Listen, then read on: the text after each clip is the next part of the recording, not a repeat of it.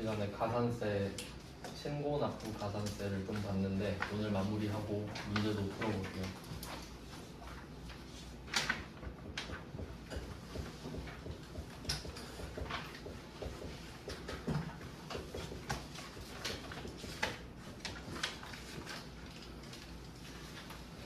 신고 납부 불성실 가산세는 지금 부가가치세에서 배우고 있긴 한데 부가가치세 안에서만 있는 건 아니고 신고를 해야 하는 세금에 모두 적용되는 가산세입니다. 부가가치세도 신고를 하고 그 신고한 금액을 납부하는 세금이니까 신고 납부 불성실 가산세를 여기서도 배우는 거죠. 크게 두 가지로 나눈다고 했어요. 신고랑 납부.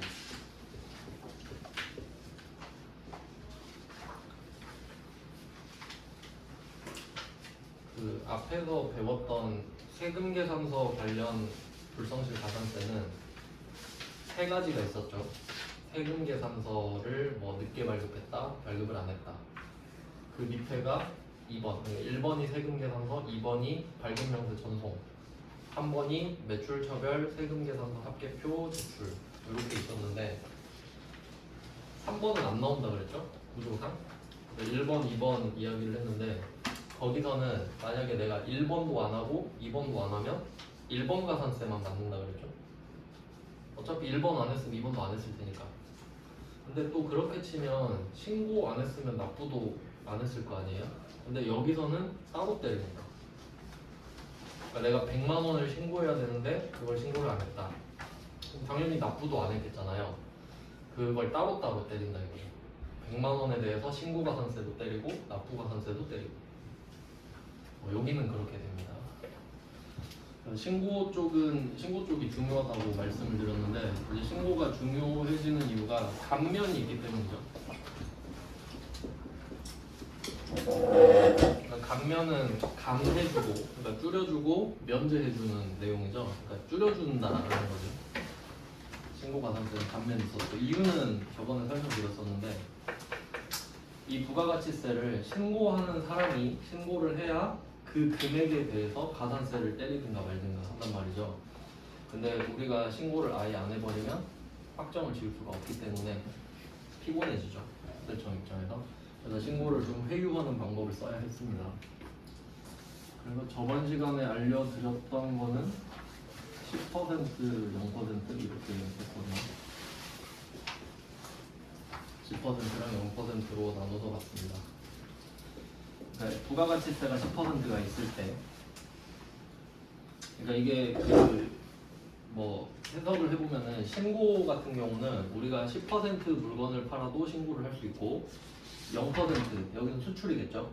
수출한 것도 신고할 수 있죠. 근데 0% 예를 들어 1000만 원이라고 치면 내가 1000만 원짜리 물건을 팔았다 국내에. 그럼 부가가치세가 100만 원이 따로 붙잖아요. 그럼 여기서 신고를 해야 되는 금액 여기 100만 원이죠. 신고 100만 원 하고 100만 원도 납부하면 돼요. 그러니까 이 10%는 신고도 하고 10%를 납부도 해야 되죠. 그러니까 납부하려고 신고를 하니까. 근데 그에 비해서 0%는 신고를 어떻게 하냐? 1000만 원짜리 수출을 했어요. 그럼 빵원이잖아요. 그럼 빵원을 신고하는 건 의미가 없죠. 그럼 0%짜리는 요걸 신고해야죠. 1000만 원짜리를 수출했다고. 왜냐면 세액은 없으니까 0%니까. 그래서 신고는 얘를 해요. 0%는. 근데 납부는 없죠. 그러니까 이걸 구조를 먼저 이해해야죠. 그래서 이때 신고는 10%, 0%를 각각 하지만 납부는 10%밖에 할 수가 없다라는 건 당연한 거죠. 0%를 납부할 수는 없으니까. 그러니까 0원을 납부할 수는 없으니까. 자, 구조는 이렇게 됩니다. 일단 네, 그럼 10%를 봅시다. 10%는 무신고 있었죠? 신고를 아예 안 해버리는 경우. 그리고 세율을 따로 외워야 된다고도 말씀드렸어요. 얘는 10%였죠? 20%였죠. 20%. 무신고가 20%고요.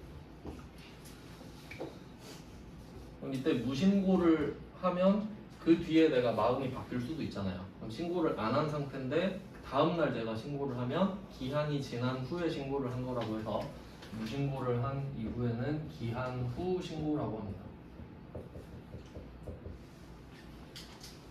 기한까지 신고를 안 한 게 무신고니까 그 뒤에 하는 건 자연스럽게 기한 후 신고가 됩니다. 그러니까 네, 무신고를 하면 일단 20%는 확정이 되지만 네, 기한 후 신고를 한다 하면은 감면이라는 걸 해줄 수 있었죠. 네, 이제 감면을 해준다고 하면 얘는 뭐 한 개만 말씀드렸죠. 1개월 50%.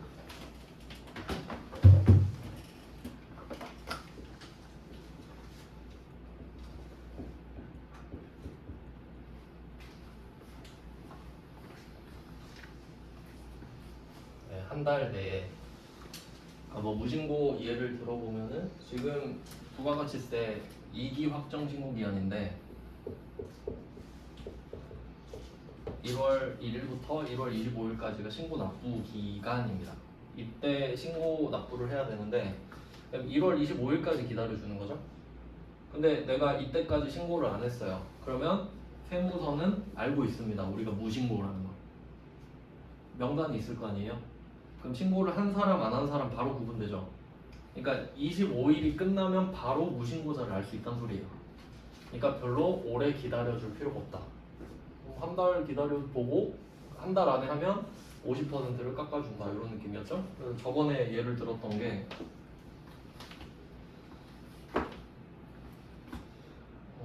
얼마로 했었지? 1000만 원으로 했나? 매출세액 1000만 원, 매입세액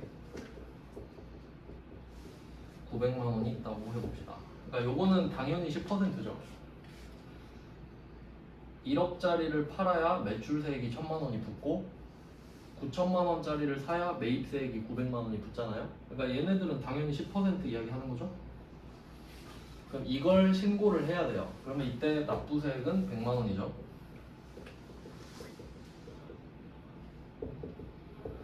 이렇게 되는데 요걸 신고를 안 한 거죠. 1월 25일까지. 그럼 세무서는 알고 있습니다. 근데 여기서 중요한 거는 신고를 안 했다는 사실을 아는 거지 100만 원을 안 했다는 건 몰라요. 신고를 안 했으니까. 이제 이걸 일단 이해하셔야 되죠. 그러니까 신고를 안 했다는 건 아는데 얘가 얼마를 내야 되는지 모르잖아요. 그러니까 답답하겠지. 그러니까 가서 늦어도 좀 해라. 그러면 우린 이렇게 말하죠. 그러니까 액수는 말 안 하고 아니 여기서 나 무신고 떠서 어차피 가산세 20만 원 붙지 않냐. 어차피 나 20% 맞으니까 나 신고 안 할래. 이미 무신고 아니냐 이럴 수 있죠. 그럼 국세청에 가서 회유를 하는 거죠. 가서 내가 세금을 구해줄 수는 없으니까 가서 지금이라도 한 달 안에 신고를 하면은 여기서 50%를 날려줄게. 즉 이 말은 1-50%를 해서 110만 원만 받겠다 이 말이죠. 그럼 우리 입장에서도 20만 원보단 10만 원이 나으니까 지금이라도 신고를 할까 이렇게 되는 거죠. 네, 그래서 신고는 감면이 있어요. 회유를 해야 되니까 요런 20%였고요. 그러니까 여기서 신고를 아예 안 한 거기 때문에 납부세액 전체의 20%가 됩니다. 그러니까 파이 자체가 크니까, 그러니까 떡이 크면 보물이 많이 묻잖아요. 그러니까 액수도 크죠. 지금은 100만 원이라고 했지만 막 1억일 수도 있고 하니까 1억이면 2천만 원이죠. 근데 그에 비해서 과소신고는 조금만 적게 신고한 거, 조금 적게 신고한 거. 얘는 신고를 하긴 했기 때문에 10%로 들어가는데 요건 또 상황을 바꿔야 되죠. 그러니까 지금 100만 원을 신고해야 되는 건 똑같아요. 방금은 이제 가산세 20만 원이었어요. 무신고 가산세. 근데 요거는 신고를 하긴 해요. 근데 90만 원만 신고한 거죠. 90만 원 신고하면서 10만 원은 덜 내야지 하고 혼자 좋아하고 있는 상황이에요. 그럼 이 사람은 90만 원은 신고하고 90만 원도 납부를 한 겁니다. 그럼 이거에 대해서 제재를 가할 수는 없죠. 근데 지금 과소신고분이 10만 원이죠. 과소 신고를 10만 원을 했으니까 요게 타겟이 될 거 아니에요. 근데 알 수는 없죠. 이번에도 10만 원 덜 신고했는지 어떻게 할 거예요? 알 수가 없어요. 그러니까 양심에 맡겨야 돼요, 얘는. 그러니까 이런 상황 때문에 과소 신고 같은 경우는 알기가 어렵단 말이에요. 사실 알 수가 없어요. 근데 무신고는 알 수 있죠. 무신고는 날짜가 되면 바로 확인할 수 있잖아요. 그러니까 무신고는 오래 기다릴 필요가 없어요. 어차피 내가 아는데. 근데 과소 신고는 모르죠. 그러니까 오래 기다리죠. 어차피 밑절 본전 아닙니까? 그러니까 오래 기다렸다가 조금이라도 받으면 좋은 거 아니에요. 그래서 얘는 뭐 수정 신고라고 하고요. 그러니까 용어 차이를 이해를 해보세요. 아예 신고를 안 했던 사람이 늦게 신고하면 무신고였다가 기한 후 신고되는 거 맞죠? 이 기한 후 신고가 최초 신고니까. 근데 과소 신고였던 사람은 90만 원은 신고를 했잖아요. 근데 양심에 찔리니까 10만 원 얹어서 신고하는 거 아닙니까? 그러니까 요거는 수정 신고지. 고치는 거죠. 하긴 했는데 그때 게 잘못됐으니까 조금 고칠게요. 이런 느낌이잖아요. 그러니까 얘가 조금 덜 괘씸하다 이거죠. 하긴 했으니까. 그러니까 넌 90만 원은 냈으니까. 그러면 국세청 입장에서는 이 10만 원이 괘씸한 거 아니에요? 그럼 이 10만 원이 본세가 되고 여기에 10%를 때리겠다는 거죠. 그러다 만 원이 붙잖아요. 저번에도 말씀드렸지만 얘는 과소신고는 그러니까 떡 자체가 작죠. 그러니까 고물이 묻어봤자 조금 묻죠. 그러니까 무신고는 떡 자체가 100만 원짜리였는데 과소신고는 10만 원이잖아요. 누가 90만 원을 과소신고하진 않겠죠. 그러니까 요거에 아예 그 스케일 차이가 나버린다는 겁니다.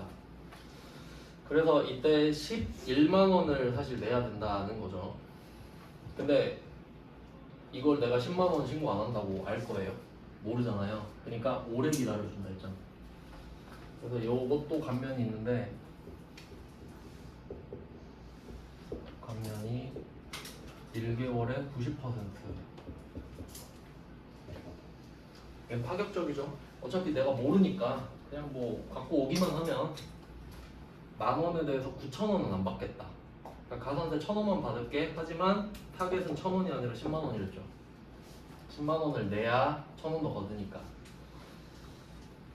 그다음에 우리한테 실질적으로 많이 나오는 거는 3개월짜리 75%죠.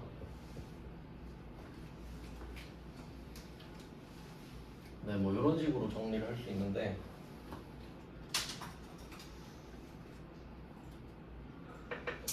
무신고도 3개월인가 있을 텐데 이건 제가 이따가 좀 찾아보고 다시 추가할게요. 여기 좀 빈칸 여기다 하나 더 적어야 되는데 기억이 안 나서 지금 이따 책 찾아보고 적어 놓을게요. 네, 뭐 이렇게 정리를 할 수 있어요. 훨씬 많아요. 그러니까 수정신고는 3년까지 기다려요.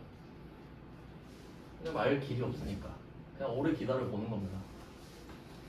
근데 실제로 시험에 나오는 건 이제 3개월까지밖에 거의 안 나오죠. 이유는 말씀을 드렸었는데, 그러니까 지금 무신고랑 과소신고가 있다는 걸 먼저 이해를 해야 되고요. 그 이 과소신고, 수정신고 하는 이 경우 있죠. 여기서 두 가지가 나온다는 거예요. 그러니까 맵을 잘 그려야 됩니다. 그러니까 어떻게 보면 무신고는 되게 간단하죠. 안 하다가 한 거니까. 얘는 얼마를 했고, 그러니까 얼마를 적게 했고 그 적게 한 금액이 뭐 어떻게 되냐. 그리고 시기로 따져보면은 첫 번째 케이스가 예정 신고 누락분을 그러니까 예정 때 100만 원 신고를 했었어야 됐는데 90만 원만 신고한 거지. 그럼 이때 예정 신고 누락분이 10만 원 되죠. 100만 원을 해야 되는데 90만 원만 했으니까. 그럼 10만 원이 예정 신고 누락분인데 예정 신고 때는 그 다음에 기다렸다가 확정 신고 때 하면 된다 했죠. 확정 신고. 그래서 예정 때 빠뜨린 거는 기다렸다 확정 때 하면 되는데 이 기간이 반드시 3개월이네요. 세 달이니까. 1월에 하고 4월에 하고. 그러니까 4월에 하고 7월에 하고 이렇게 되니까 4월, 7월. 이게 3개월이잖아요. 그러니까 여기서는 이거에 영향을 받는다는 거죠. 75%를 감면해 주는 거.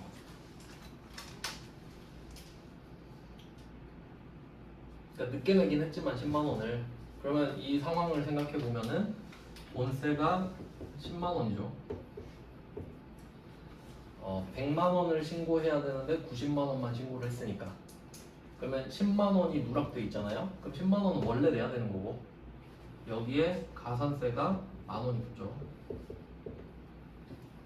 그럼 이 가산세는 지금 100%잖아요.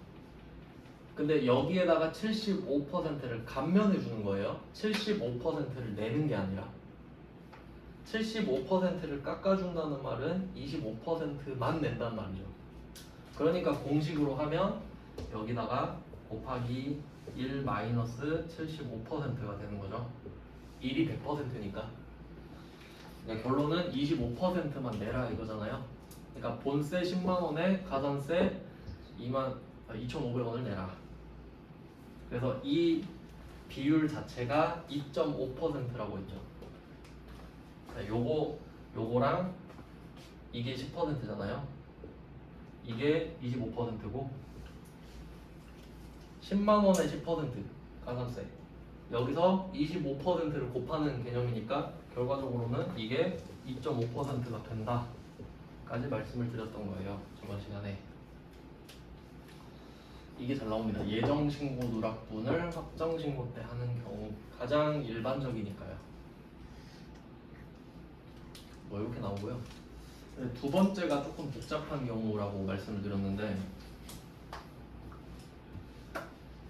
두 번째는 확정신고 누락분입니다.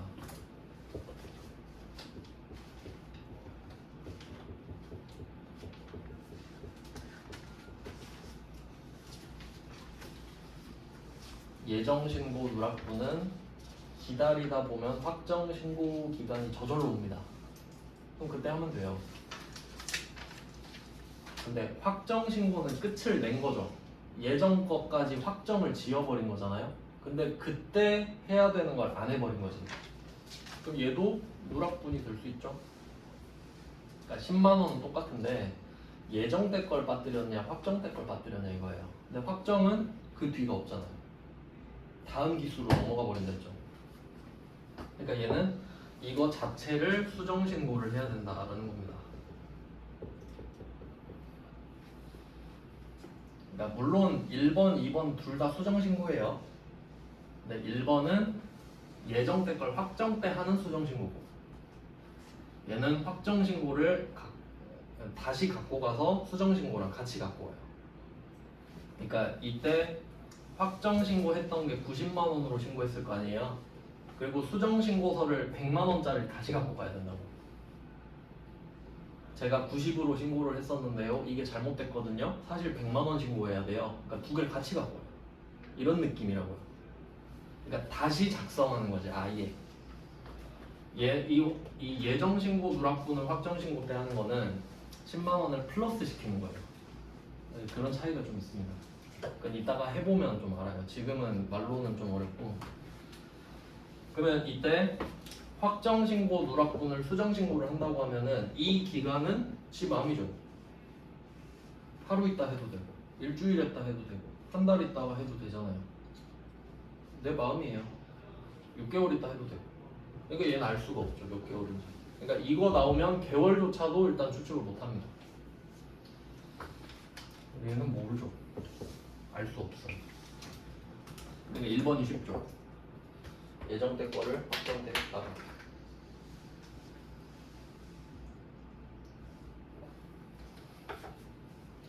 이제 1번, 2번 요게 과소신고, 수정신고 이 이야기 하는 거예요. 무신고는 별개고. 네, 이렇게 정리가 됐고요.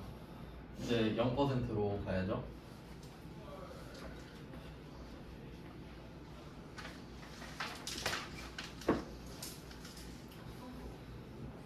네, 일단 10%로 가닥을 잡았는데 여기가 메인입니다. 0%는 약간 들러리 느낌인데 자 여기서 또 생각을 해보면 0%도 무신고, 과소신고가 있습니다.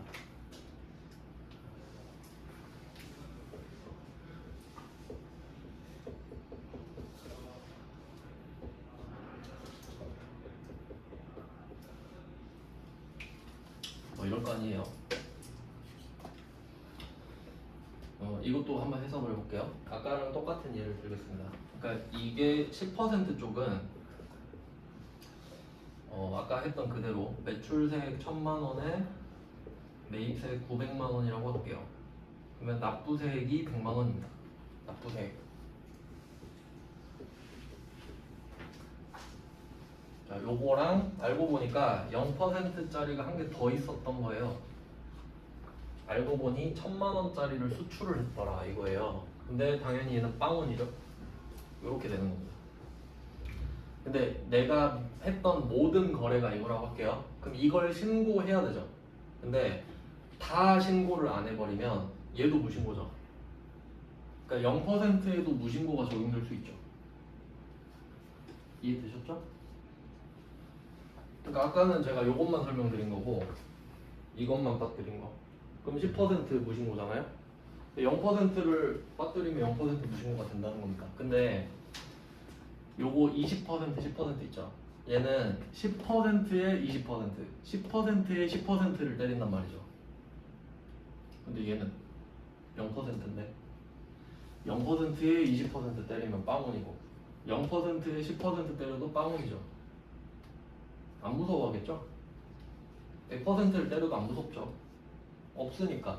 납부세액이 없으니까. 그러니까 얘는 납부세액에 때리면 안 되지. 공급가액에 때려야죠.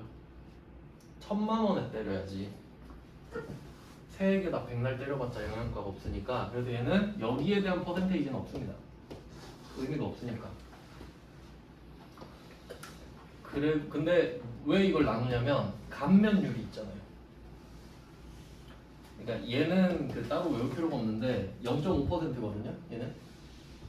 근데 0.5%는 안 외워도 되는 게 쓰면 저절로 적혀요. 그냥 뭐 참고만 하시면 됩니다. 얘는 우리가 외워야 되고 이건 그냥 참고만 하세요. 0.5%. 그러니까 1000만 원짜리 신고를 안 했다 하면은 저기에 0.5% 하면은 5만 원? 5만 원이죠. 맞죠? 10%가 100만 원, 1%가 10만 원, 0.5가 5만 원. 5만 원이 저절로 떠요. 1000만 원 적으면. 근데 문제는 감면율이 있다는 거지. 감면. 이게 똑같이 가거든요. 그러니까 이 감면율을 얘도 쓴다는 거예요. 얘도 신고니까. 그럼 이게 무슨 말이냐? 지금 1000만 원짜리 무신고 들어갔잖아요. 그럼 얘가 1000만 원에 대해서 0.5%로 들어갑니다. 그럼 5만 원이 뜬다 했죠. 근데 여기서 함정이 뭐냐면 1000만 원을 쓰면 저절로 5만 원이 옆에 떠요.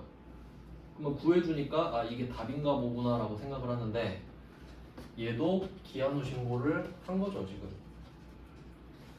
1000만 원을 무신고를 했었는데 지금 신고를 하니까 감면 받는 거 아니에요? 그럼 내가 이거를 한 달 안에 무신고를 기한 후 신고를 한 게 되겠죠? 그럼 그 5만 원에 대해서 50%를 까준다고. 그러니까 25,000원을 내는 게 되지. 얘도 신고니까 감면율을 적용받는다는 겁니다. 그러니까 감면율을 위에 거 그대로 써야죠. 그것 때문에 무신고, 과소신고를 따로 나눠놓은 겁니다. 20%, 10%는 의미가 없다 했어요. 납부세액이 없으니까. 그러니까 과세표준에 때려요, 얘는. 그래서 얘는 기준이 공급가액, 과세표준이라고 보시면 됩니다. 이해되시죠? 그러니까 10%는 10%가 있으니까 기준이 10%잖아요. 근데 0%는 0%니까 0%에 때리면 뭐해? 그러니까 기준이 100%가 돼버리지. 네, 그걸 이해를 하셔야 됩니다. 그러면 이번엔 이것도 가능하죠. 그러니까 이 두 개가 있는데 이것만 신고한 거예요. 이것만. 그럴 수도 있죠. 그럼 얘는 과소신고입니다. 맞아요? 그러니까 얘는 적게 한 거 아니에요? 이렇게 했을 때 얘만 빠뜨렸잖아요. 그러니까 그럴 수도 있잖아요. 무신고일 수도 있고 과소신고일 수도 있잖아요. 그러니까 일부냐 전부냐에 따라서 그럴 수도 있겠잖아요. 근데 그렇게까지 깊게 내진 않아요. 어차피 감당을 못 할 거예요. 문제를 내봤자 자기들이 감당을 못 할 거예요. 감면율까지 넣어버리면 그냥 참고만 하시면 되고. 보통은 과소신고에 묻어서 나오겠죠. 과소신고가 잘 나온다고 했으니까. 그래서 뭐 똑같이 75%로 외워주시면 돼요. 네, 뭐 그런 상황이 있습니다. 0%까지 받고요. 그 다음 이제 납부. 납부는 0% 없다 그랬어요. 0%를 납부할 수는 없으니까. 그래서 10%에 대해서만 납부 가산세가 붙는 겁니다.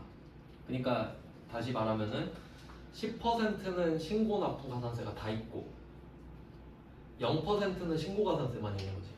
역으로 해보면 뭐 그렇게 됩니다. 근데 얘는 뭐 별로 영향가가 없습니다. 얘는 감면 안 해줍니다. 왜 그런지 생각해 볼게요. 이 사람이 무신고를 했어요. 그러면 국세청 세무서 입장에서는 답답하죠. 얘가 도대체 얼마를 내야 될까 궁금하잖아요.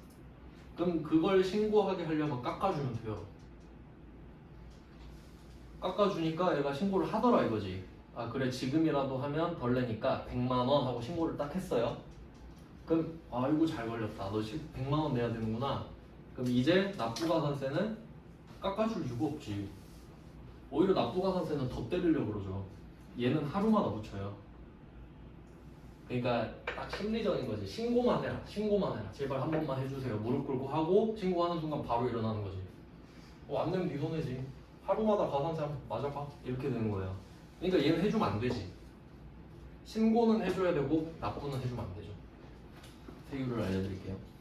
얘는 납부세 당연히 10%니까 납부세 곱하기 10만 분의 25. 22로 바뀌었다. 22예요. 22.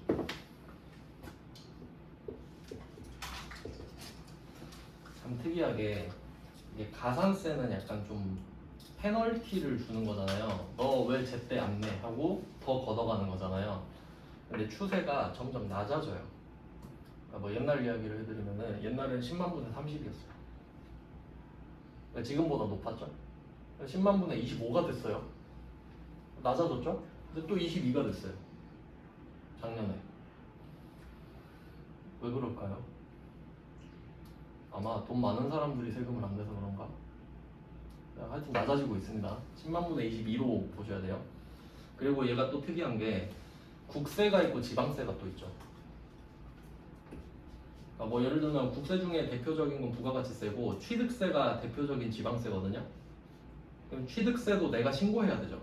내가 아파트 취득한 걸 어떻게 알겠어, 영주가. 그러니까 나 아파트 취득했어요 하고 신고를 해야 돼요. 그러니까 취득세도 신고납부 가산세 영향을 받겠죠. 근데 걔는 지방세라고 그랬잖아요. 세율이 달라요 또. 걔는 10만 분의 25일 거예요 아직. 이름도 다르고. 그러니까 얘는 국세 한정입니다. 지금 국세 신고납부 가산세 그러는 거예요. 그러니까 엄청 복잡해요. 지방세는 또 따로 있고 하니까. 그래서 얘는 정확히 말하면 국세 전용입니다. 부가가치세가 국세거든요. 국세 중에 대표적인 게 이 정도는 좀 알아두시면 좋은데 보통 법소부 이렇게 외워요. 법인세, 소득세, 부가가치세. 그 정도는 다 들어봤죠? 법인세, 소득세, 부가가치세. 그게 그 각각 세금으로 아마 연도가 좀 지났긴 했는데 제가 봤을 때 1년에 그게 한 세목당 70조씩 걷는다 했어요. 그러니까 법인세, 소득세, 부가가치세 각각 70조씩 걷는다. 그래봤자 서울 예산도 안 되죠. 네, 그러면 이렇게 납부세 있는데 이게 일수로 곱해야 돼요. 하루마다 붙으니까. 그래서 납부 가산세가 좀 무서워요. 뭐 어차피 안 낼 사람들한테는 상관없겠지만 일수를 곱합니다. 그 가끔 길 가다 보면은 뭐 무슨 일수 이런 거 못 봤나요? 뭐 엄마 일수, 돼지 일수 이런 거 일수 찍는다 그러는데 그게 예를 들면 이런 거예요. 내가 500만 원을 빌려요. 500만 원을 빌려. 그럼 이게 500만 원을 갚는데 하루마다 갚아야 돼요. 예를 들면 5만 500원씩 100일 동안 갚지. 뭐 그런 식으로. 네, 이렇게 해서 납부세액은 그냥 외우면 되죠. 그러니까 여기서 이 10% 가산세랑 납부세 요거 두 개 있죠. 요 두 개는 기준이 같겠죠. 그러니까 보통은 신고 가산세에서는 과소신고가 많이 나온다 했죠. 그래서 아까 했던 게 100만 원을 90만 원으로 과소신고한 거라고 예를 들었잖아요. 그럼 이때 과소신고분이 10만 원이죠? 10만 원. 그럼 이 10만 원에 대해서 과소신고 가산세도 맞고 10만 원에 대해서 납부세 가산세도 따로 맞는다는 거예요. 그러니까 기준이 같지. 10만 원을 신고도 안 하고 10만 원을 납부도 안 했으니까 당연히 기준이 같다는 소리예요. 그러니까 납부는 별로 안 어려워요. 감면도 없고 하니까. 네, 이렇게 정리를 했습니다. 그리고 이제 문제를 풀어봐야 돼요. 이제 직접 입력을 해보면서 문제를 풀어봅시다. 대충 틀만 좀 잡았고요.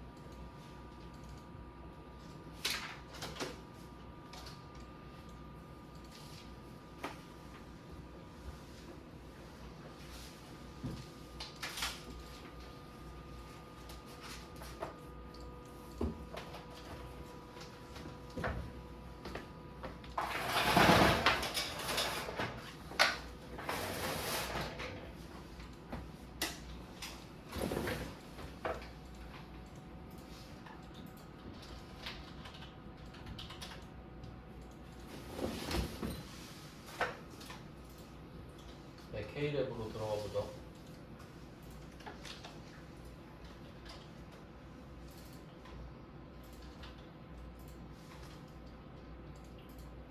네, 부가가치세 신고서로 갑니다.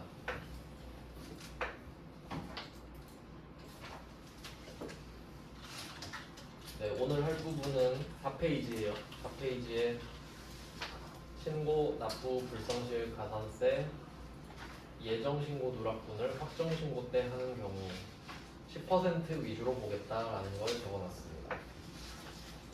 그러면 이때 그 신고, 납부, 가산세가 좀 어려워하는 이유가 이게 부가가치세 신고서에서 제일 번거로운 부분인데요. 얘가 왜 어렵냐라고 하면은 일단 있는지 없는지가 몰라요. 그러니까 예를 들면 부가가치세 신고서 문제가 나왔을 때 무조건 신고납부 불성실 가산세가 나온다고 하면 우리가 대비를 100%를 하겠죠. 나올 수도 있고 안 나올 수도 있어요. 그러니까 어떻게 해야 얘가 나오는지를 알아야 될 거 아니에요.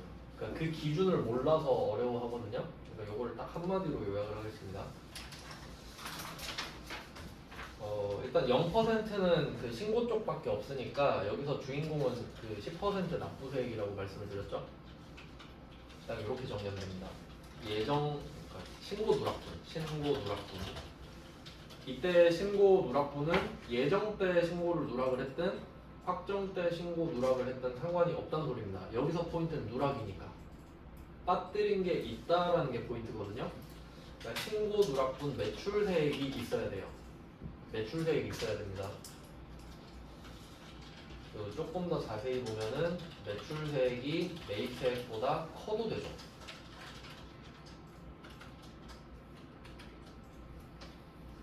결국 매출세액이 매입세액보다 크면 매출세액이 있는 거잖아요. 아니면 매입세액이 없고 매출세액만 있어도 되고 두 가지예요. 매출세액만 있거나 매출세액이 매입세액보다 크거나 그러면 신고납부 불성실 가산세가 있습니다. 요렇게 정리하면 끝이에요 사실. 네, 그러면 응용을 한번 해볼게요. 응용.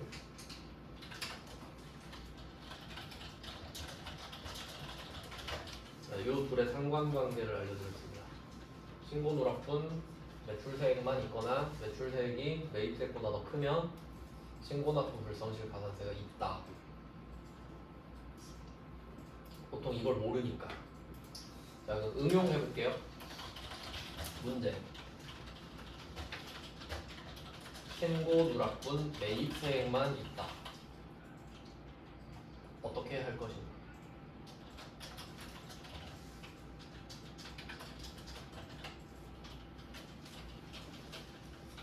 그러니까 요거를 구조를 이해하셔야 됩니다. 왜 내가 가산세를 맞는지에 대해서 생각을 해봐야 되는데, 그러니까 이게 국세청 입장에서 내가 괘씸하니까 그런 거 아니에요? 뭐가 괘씸하냐면 내가 원래 100만 원을 신고하고 100만 원을 냈어야 됐는데 90만 원만 신고하고 90만 원만 냈잖아요. 그러니까 너 10만 원 안 내려고 했네. 되게 괘씸하네 이거죠. 그러니까 당연히 매출세액이 누락됐으면 국세청이 화내지. 아니 너 10만 원 더 냈어야 되는데 왜 이제 와서 하냐고. 너 탈세하려고 그러냐? 이렇게 돼버리는 거예요. 지금 금리도 높으니까 예를 들면 이런 거지. 내가 그때 10만 원을 CMA 통장에만 넣어놨어도 이자 한 5천 원은 붙었을 거다. 약간 이런 느낌이지. 그러니까 가산세 내놔 이런 느낌. 근데 신고 누락분 매입세액이 있어요. 매입세액밖에 없어요. 아니면 매입세액이 매출세액보다 더 크거나. 그러면 그건 내가 그때 당시에 세액공제를 더 받았어야 됐죠. 덜 냈어야 됐다고. 근데 신고를 빠뜨려서 지금 세액을 덜 내는 거거든요. 그럼 난 이미 손해를 봤죠. 근데 국세청이 와가지고 너 어차피 손해본 김에 가산세도 좀 맞아라 이러면 우리는 기분이 너무 나쁘죠. 그러니까 이미 매입세액은 우리가 늦게 신고한 것 자체로 핸디캡을 먹은 거예요. 그러니까 가산세를 때릴 이유가 없지. 그러니까 모르는 척 하다가 아 신고를 해버렸네 이런 느낌이지. 아 안 해도 됐는데 굳이 했네 막 이런 느낌이지 그냥. 근데 이거 가지고 왈가왈부 할 수는 없죠. 그냥 아 늦게 했구나 이러고 빼줘야지 뭐.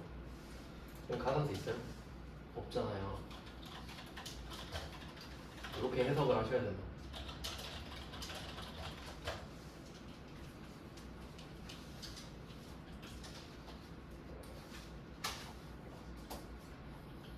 네, 일단 뭐 이 정도 예시를 기억하시면 될 것 같고, 저희가 한 개 더 붙여볼게요. 복합적으로 생각할 수 있나? 그럼 우리가 방금처럼 신고 누락분 매입세액만 있거든요. 근데 그게 세금계산서 수취분이에요. 세금계산서 수취분. 근데 그게 지연수취한 거야. 그럴 수도 있잖아요. 그러면 그 금액에 대해서 지연수취 가산세는 내는 거죠. 별개로 봐야 된다. 알겠죠? 좀 어렵겠네요. 네, 일단 요 정도 예시 정도만 들어두시고 문제를 직접 풀어봐야 되겠죠. 일단 7번 문제만 일단 보고 그 정도 하면 이제 쉬는 시간 되겠네요. 7번 문제는 2기 확정입니다. 2기 확정. 2기 확정은 10월 12월이고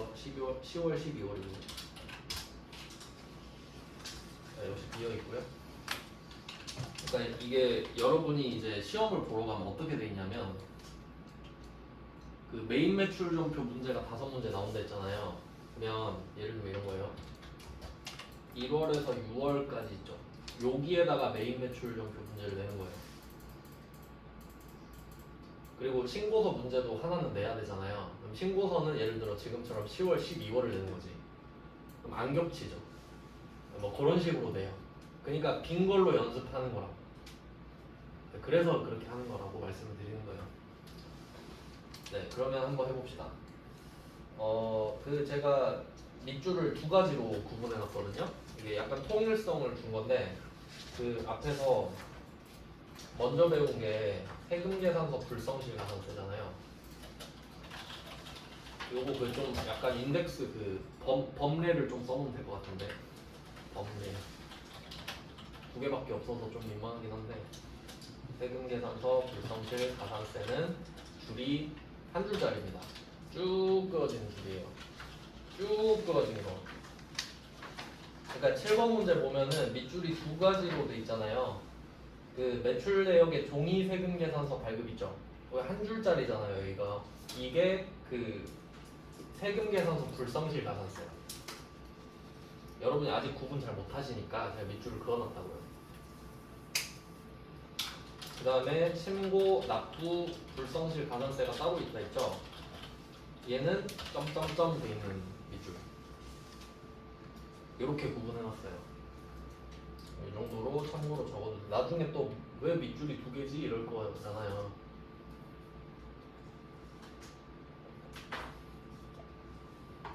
그러니까 이게 어떻게 구성이 된 거냐면 1페이지에서 배운 게 세금 계산서 불성실 가산세 이렇게 제목을 해놨거든요. 그거는 세금 계산서 불성실 가산세만 나오는 회차를 넣는 거예요. 그러니까 이어진 밑줄밖에 안 보였어요. 근데 지금 4페이지의 두 번째 주제가 신고, 납부, 불성실 가산세라고 돼 있잖아요. 그러니까 얘는 그 빈도수가 더 적거든요. 그래서 얘가 있는 걸 다 넣었는데 세금 계산서 불성실 가산세가 꼽사리로 나오는 경우도 있어서 그래요. 기준을 그렇게 해놨습니다. 제 나름대로. 이거 정하느라 조금 힘들었어요. 네, 이렇게 해서 해보겠습니다. 그러니까 제가 보면은 디테일 보세요. 문제 두 번째 줄에도 점점점점 돼 있죠. 예정신고 누락분 자체가 신고납부 불성실이랑 관련이 있으니까 그렇지. 그리고 그 밑줄을 따라서 점점점 보면은 매출, 매입 여기 점점점 써 있죠. 근데 얘네들이 다 예정신고 누락분이란 말이에요. 네. 왜냐면 누락분 써 있잖아요. 누락분만 하려다가 이렇게 해놨습니다. 해볼게요. 자, 그러면 그 위에 있는 매출과 매입은 정기신고입니다. 그러니까 이게 10월, 12월 써 있잖아요. 그러니까 이 왼쪽 부분이 10월, 12월이고 혹시 빠뜨린 거 있으면 여기다가 7월, 9월을 플러스로 적어라 이 말이죠. 10만 원 빠뜨렸으면 여기 10만 원만 적는 거란 소리예요. 이런 구조로 갑니다. 그러니까 예정 신고 누락분을 확정때 하면 그러니까 되게 편하죠. 그러면 이때 그 7번 문제에서 위쪽에 매출 내역이랑 매입 내역 있죠. 이게 10월부터 12월인 거예요. 정기신고 왼쪽. 그리고 추가로 고려할 사항에 매출과 매입에 각각 누락분이라고 써 있잖아요. 그러니까 얘 둘은 7월, 9월 거지. 이렇게 이해가 되셔야 됩니다. 자, 그럼 한번 해볼게요. 매출 내역부터 볼게요. 매출 내역은 정기신고니까 왼쪽이고요. 그러면 여기서 전자세금계산서 발급이랑 종이세금계산서 발급 써있죠. 그러면 여기서 1번을 잘 보면은 세금계산서 발급분이라고 써있죠. 네, 이거 강조하는 이유가 앞에 전자라는 글자가 있습니까? 없습니다. 여기서 세금계산서는 전자랑 종이를 합친 금액을 말하는 거예요. 그냥 세금계산서니까. 그럼 1번에 3억 7,500만 원 써야 돼요. 3억 7,500만 원어치의 세금 계산서를 발행을 했으니까 발급했죠. 자, 근데 이 중에 2,500만 원은 종이로 발급했잖아요. 제가 종이로 발급하면 1% 가산세를 맞는다고 했거든요. 기억나죠? 네. 그러면 바로 가산세 가볼게요. 밑에 26번 가산세로 갑니다. 자, 이제는 이제 다 볼 수 있는데 이렇게 두 가지 파트로 나눠져 있거든요. 빨간색은 세금계산서, 발급명세, 합계표. 근데 합계표는 안 나오면 되죠. 그리고 이제 배웠죠. 신고, 불성실, 납부, 지연 있죠. 그리고 영세율, 과세표준, 신고 이렇게 있잖아요. 그러니까 요거 신고, 불성실, 납부지연 얘는 10% 이야기 하는 거라고 말씀드린 거고 영세율은 0%죠. 그러니까 0%는 납부가 없잖아요. 그러니까 이렇게 구성이 된 겁니다. 일단 뭐 구조는 그래요. 근데 지금은 미발급 등으로 가야 돼요. 미발급 등 64번이죠. 여기다 2,500을 쓰는 거죠.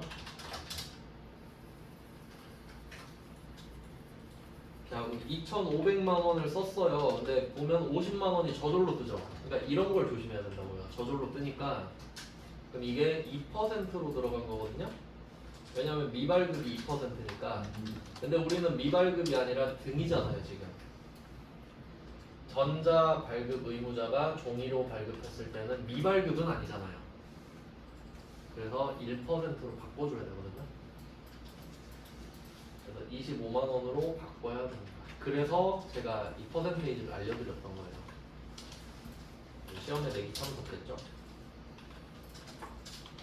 일단은 세금 계산서 관련 가산세 하나 정리했고요. 그 다음에 왼쪽에 다시 매입 내역으로 가겠습니다. 자, 매입 내역도 왼쪽이죠. 그럼 이때는 전자 세금 계산서 수취라고 돼 있죠.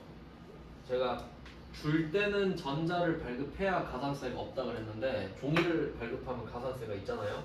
근데 받을 때는 상관없다 그랬지. 아니, 쟤가 전자 주면 전자 받는 거고 종이 주면 종이 받아야지 어떡해요. 그러니까 이거 자체에 대한 가산세는 없다 그랬죠. 받을 때는. 받으면 그냥 받은 겁니다. 그래서 매입 쪽의 전자는 X표를 쳐두고 상관없다. 매출 쪽만 상관이 있다고 말씀드렸어요. 네, 주는 건 내 맘이고 받는 건 네 맘이니까 내가 내 맘은 통제할 수 있지만 네 맘은 통제 못하니까요. 자, 그럼 여기서도 일반 매입으로 가죠? 2억 9천만 원 써주시고 매입 쪽은 세액을 따로 적어줘야 되죠. 2,900.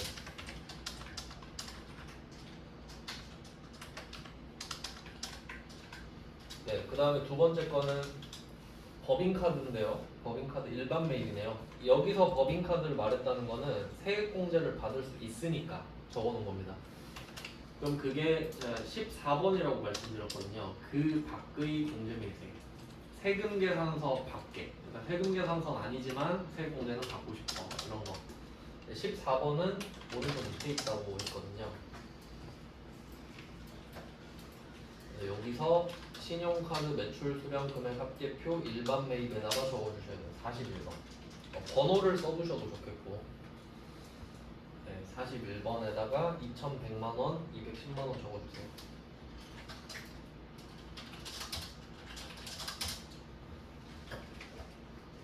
참고로 여기서 신용카드 매출이라고만 써있지만 풀네임은 신용카드 매출 전표 등이거든요. 그러니까 혹시 여기서 현금 영수증 받았다 해도 이 칸을 쓰셔야 돼요. 당연한 거죠. 현금 영수증도 되니까.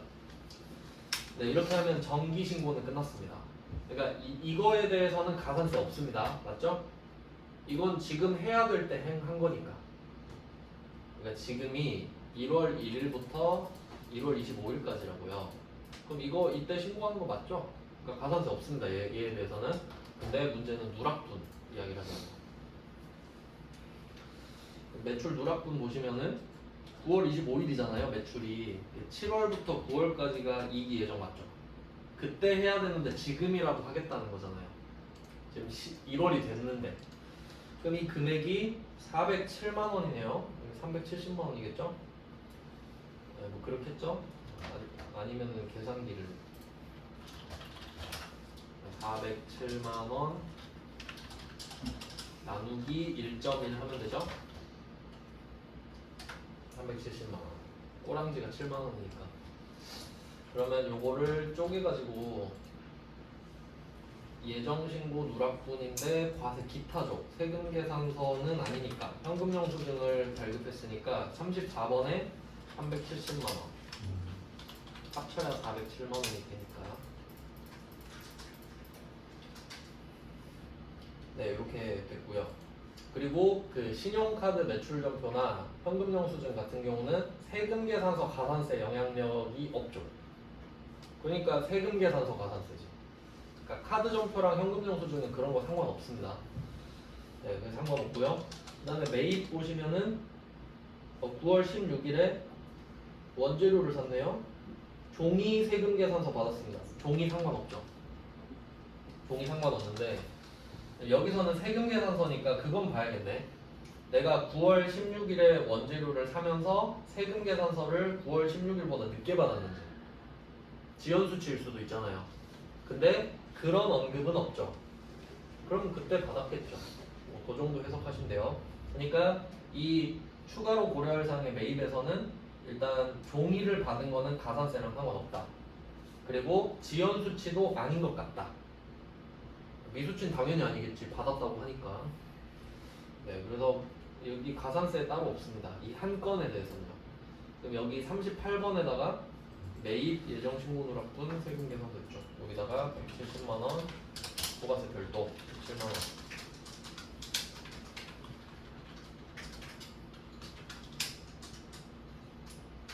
네, 이렇게 된 거거든요. 자, 그러면 이제 잘 생각을 해봅니다. 왼쪽이 여기까지만 끝내고 싶으실게요.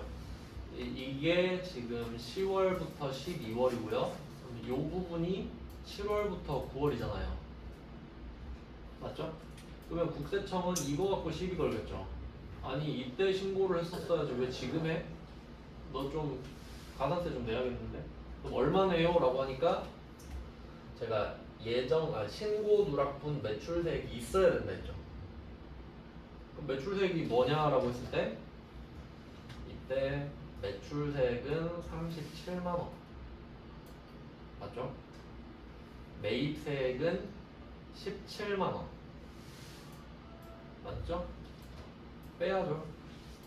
그러니까 내가 이거를 그때 신고했었어도 37만 원은 내지만 17만 원은 공제를 받았을 거 아니에요. 그러니까 국세청이 생각했을 때 괘씸한 금액은 20만 원이지. 너 그때 20 더 냈어야 됐잖아 라고 시비를 걸겠죠. 그러니까 지금은 매출세액이 매입세액보다 더 큰 상황이잖아요. 그러니까 그 큰 부분만 가산세를 받지 20만 원에 대해서. 그럼 이거를 가지고 가서 여기다가 신고 가산세도 맞고 납부 가산세도 맞는 겁니다. 그리고 여기 누락된 것 중에 영세율 이야기는 안 하죠. 영세율은 없는 거고 10% 신고 납부만 하면 되겠다. 이런 결론이 납니다. 네, 그럼 가산세로 또 가볼게요. 이미 25만 원은 하나 있고요. 26번입니다. 여기서 신고 납부 이렇게 볼 건데 과소 초과 환급 일반 요거랑 납부 지연 이렇게 보겠습니다. 일단 이유는 무신고는 아니고요. 그러니까 이게 무신고가 되려면 예정 때 거 신고를 아예 안 했어야 돼요. 근데 그건 아닌 것 같고 이것만 빠뜨렸다고 하니까 그럼 과소 신고가 되는데 이게 이름이 과소 초과 환급인 이유는 과소 신고를 하면 내가 적게 내고요. 근데 만약에 내가 받아야 되는데 더 받는 것도 덜 내는 거랑 좀 같기 때문에 초과 환급은 상관없고요. 그리고 일반과 부당은 이따 나오는데 부당은 각 잡고 한 거예요. 탈세하려고. 근데 요거는 실수. 아 깜빡했어요. 뭐 이런 느낌이고 부당은 그냥 탈세하려고 각 잡고 한 겁니다. 근데 그 정도는 아니죠. 그래서 71번에다가 20만 원을 쓰고 그리고 73번에도 20만 원을 써요. 저는 이렇게 풀거든요. 20, 20.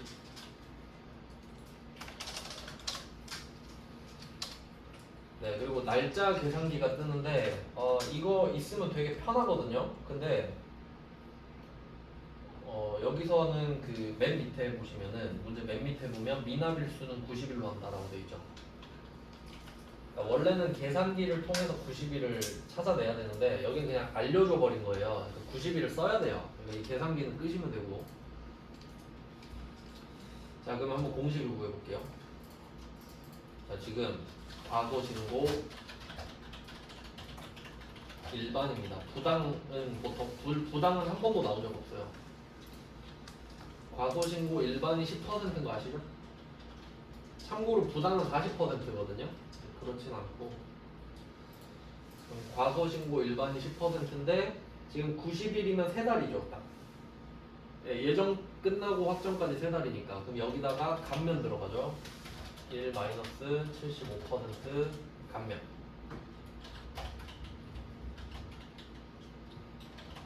네, 이렇게 감면이 되니까 이 공식을 때려보니까 이거 2.5%라고 했죠. 과소신고 일반이 10%, 75% 감면하면 25% 남고 10% 곱하기 25% 하면 2.5%. 그래서 결론은 20만 원에 2.5%를 때려라. 이게 신고 가능성입니다. 그러니까 공식처럼 외우고 있으면 좀 편하죠. 20만 원 곱하기 0.025 하면 되니까 2.5% 5,000원. 그래서 신고 가산세에다가는 그러니까 적었을 때 아무것도 없잖아요. 내가 계산을 해서 써야 되니까 그래요. 계산을 해야 되니까 좀 번거롭고요. 그 다음에 납부가산세. 자, 납부가산세도 20만 원을 때리는데 얘는 10만 분의 22 하루마다. 그러면 일단 10만 분의 22를 곱해야 되니까 나누기 10만 곱하기 22 곱하기 91이라고 나왔죠. 이렇게 해주면 3,960원이 나와요. 이런 식으로 하니까 되게 손이 많이 가죠. 3,960 영세율은 없고요. 네, 이런 느낌이에요. 이런 느낌. 네, 조금 좀 더 짜증이 납니다. 위에 거보다. 일단 이렇게 해놓고 지금부터 10분을 쉴게요. 7시 10분부터 보겠습니다.